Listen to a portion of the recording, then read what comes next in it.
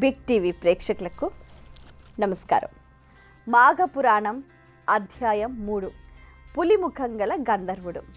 శ్రీ గణేశాయ నమః, సరస్వత్యై నమః, శ్రీ గురుభ్యో నమః. అయితే మాఘమాసంలో 3వ అధ్యాయానికి చేరుకున్నాం. మనం మాఘమాసం గురించి తెలుసుకోవటం, వినటం, దాన్ని పారాయణ చేయటం, ఆ విధి విధానాలు ఆచరించటం ఎంతో పుణ్యప్రదమైనవి. అయితే వశిష్ఠుల వారు దిలీప మహారాజుకి మాఘమాస ప్రశస్త్యం గురించి వివరిస్తూ పులిముఖం గల గంధర్వుడి చరిత్రను చెప్తూ ఉన్నారనమాట. అయితే ఇంతకీ ఈ గంధర్వుడికి పులిముఖం అనేది ఎలా వచ్చింది, ఆ తర్వాత ఆయన అతి సుందరంగా ఎలా తయారయ్యాడు, ఆ వివరాలన్నీ కూడా ఈ అధ్యయనంలో తెలుసుకునే ప్రయత్నం చేద్దాం. పూర్వకాలంలో ఏంటంటే హిమాలయ పర్వతాలు సహి పర్వతాలకు మధ్యన ఒక ప్రదేశం ఉండేదన్నమాట. అక్కడ రేవా నదీ తీరంలో భృగు మహర్షి శిష్యులతో పాటు సంచరిస్తూ ఉండేవారు. అక్కడ శిష్యులకు పాఠాలు చెప్తూ, ధార్మిక విషయాలను వారికి బోధిస్తూ, శాస్త్ర అధ్యయనం చేస్తూ అలా జీవనాన్ని సాగిస్తూ ఉన్నారు. ఒకానొక సందర్భంలో ఏమవుతుందంటే ఆ ప్రాంతంలో కూడా కరువు కాటకాలు ఏర్పడ్డాయి. అంటే ఏంటంటే ప్రకృతి అప్పుడప్పుడు వికటిస్తూ ఉంటుంది. ఎప్పుడు ఏ సందర్భంలో ఏం జరుగుతుందో ఎవరూ ఊహించలేరు. అయితే మరి శిష్యులతోటి జీవనాన్ని సాగించటం కష్టమైపోయింది. ఆ నేపథ్యంలో హిమాలయాలకు పడమరగా, కైలాసానికి దగ్గరగా మణికూట ప్రాంతానికి, ఆ పర్వత ప్రాంతానికి చేరుకున్నాడు భృగు మహర్షి. అక్కడ ఎవరెవరు సిద్ధులు, యోగులు, గంధర్వులు ఎక్కువగా సంచరిస్తూ ఉంటారనమాట ఆ ప్రాంతంలో. అయితే మణికూట పర్వతం దగ్గర భృగు మహర్షి శిష్యులతో పాటు నివాసం ఉన్నారనమాట. అయితే అదే ప్రాంతానికి ఈ గంధర్వుడు, పులిముఖం గల గంధర్వుడు అక్కడికి విచ్చేశాడు. ఈ భృగు మహర్షిని చూసి సాష్టాంగ దండ ప్రణామాలు చేసి, స్వామి, తొల్లి నేను ఎన్నో పుణ్యకర్మలు చేశాను కాబట్టి ఈ గంధర్వ జన్మ వచ్చింది. కానీ ఏంటో మరి ఈ కొద్దిపాటి పాపం చేత ఈ పులిముఖం అంటే ఏంటంటే ఒక కురూపి అయ్యాడనమాట. చూడటానికి వికృతంగా ఉన్నాడనమాట. అంటే పులిముఖం అంటే ఎగ్జాక్ట్గా పులిముఖం వచ్చి చేరటం అన్నది కాదు. అంటే పులి చూస్తే మనకి ఎలా అనిపిస్తుంది, కొద్దిగా వికృతంగా ఉందన్నమాట ముఖం.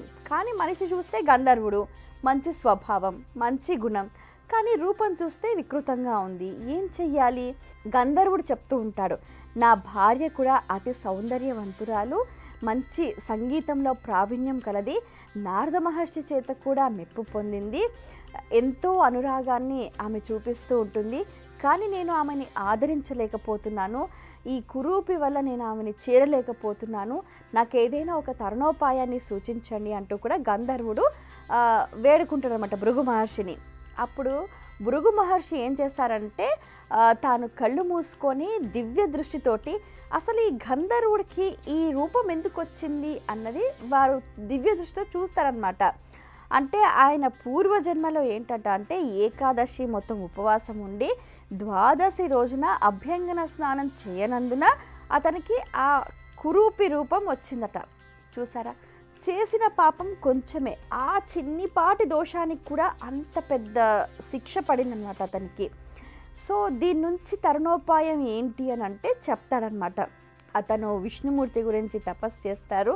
విష్ణుమూర్తి అనుగ్రహం చేత మాఘమాసంలో నిష్టగా 1 రోజులు ప్రాతకాలమే, అంటే సూర్యోదయాత్ పూర్వమే అరగంటకు ముందు, సూర్యోదయం ఇప్పుడు ఉదాహరణకు 6:30కు సూర్యోదయం అనుకోండి, 6 గంటలకు, ఒకవేళ 6 గంటలకు సూర్యోదయం అయితే 5:30కు మనం చూసుకోవాలి ఏ రోజుకి ఆ రోజు సూర్యోదయం ఎంత అని.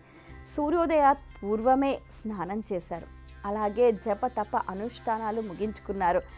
ఆ విధంగా చేయటం వల్ల, స్నాన ఫలితం వల్ల అతను చాలా సుందరంగా తయారయ్యాడనమాట.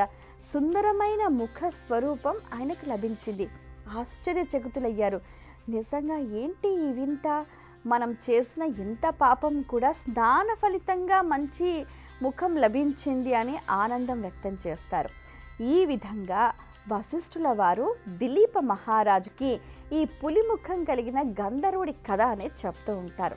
మరి ఇప్పుడు కలియుగంలో మానవులు నిజంగా ఏంటంటే మనం ఎంత పెద్ద శ్రమ కోర్చి నది దాకా వెళ్ళి స్నానం చేస్తే చాలా సంతోషం. చెప్తూ ఉంటారు పూర్వకాలంలో, ఇప్పుడు 1 రోజులు స్నానం చేస్తే చాలా మంచిది దగ్గరగా సమీపంలో ఉన్నవాళ్ళు. లేదు మనకు నది దూరంగా ఉంది అని అంటే కనీసం నెలలో 3 రోజులైనా పర్వాలేదు అంటే ఏంటి, మాఘమాసం ప్రారంభమైన మొదటి రోజు, మాఘ పౌర్ణమి రోజు, మాఘ అమావాస్య రోజున, ఈ 3 రోజులలో ఏదో ఒక రోజు చేసినా పర్వాలేదు.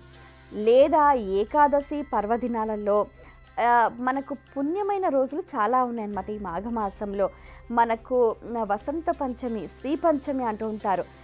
మాఘమాసం మొదలైన 5వ రోజు, తర్వాత భీష్మాష్టమి, భీష్మ ఏకాదశి, తర్వాత మాఘ పూర్ణిమ, మధ్వనవమి. ఇలా మనకు చూసుకుంటే మాఘమాసంలో ఎన్నో మనకు పుణ్యప్రదమైన రోజులు ఉన్నాయి. ఆ అన్నిట్లలో ఏదో ఒక్క రోజున నదీ స్నానం చేసినా కూడా నెల మొత్తం స్నానం చేసిన ఫలితం లభిస్తుంది అని కూడా చెప్తూ ఉంటారన్నమాట. అయితే మరి ఇంతకీ ఈ నదీ స్నానాన్ని కేవలం ఈ గంధర్వుడు కాకుండా ఇంకా ఎవరెవరు ఆచరించారు అని అంటే, మీ అందరికీ తెలుసు అరుంధతి అని. మరి ఆమె ఎంతో చక్కగా పాతివ్రత్యాన్ని పొందింది. అంటే ఎలా అంటే మాఘమాస స్నాన ఫలితంగానే. అలాగే అదితి ఉన్నదన్నమాట. ఇంద్రాది దేవతలను, ద్వాదశ ఆదిత్యులను కన్నది. అది ఎలా అంటే ఆమె కూడా మాఘమాస స్నాన వ్రతం చేతనే.